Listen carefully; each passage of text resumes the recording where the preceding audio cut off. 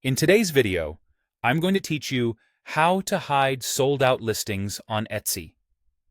If you want your shop to look tidy and focused on what's actually available, this setting is perfect. It prevents shoppers from clicking into items they can't buy and keeps attention on your in-stock products. Start by opening a fresh browser window and searching for Etsy. Click the official Etsy.com result to head to the homepage. Sign in to your account so you have access to your shop controls. After you're logged in, open your account menu and go to Account Settings. This confirms you're in the right profile and signed in properly. From here, navigate to your shop manager.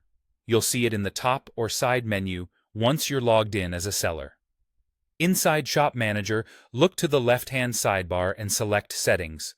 Then choose Options. This is where Etsy groups many of the shop-wide preferences you can control.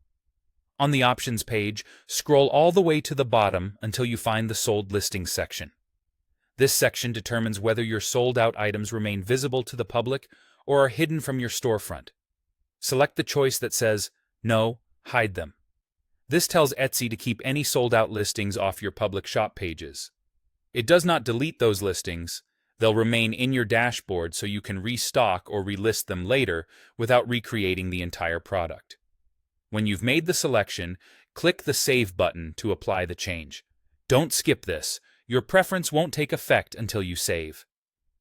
To confirm it worked, open your shop in a new tab or view it as a shopper.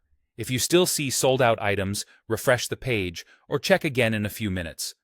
Sometimes changes can take a moment to propagate, and viewing in a private or incognito window can help you see what customers see without cached results. A few tips before we wrap up. Hiding sold-out listings can improve the browsing experience and reduce customer frustration. If you run made-to-order items, you can leave listings active by restocking quantities instead of letting them sell out.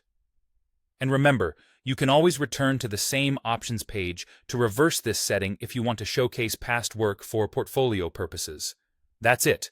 Quick and effective.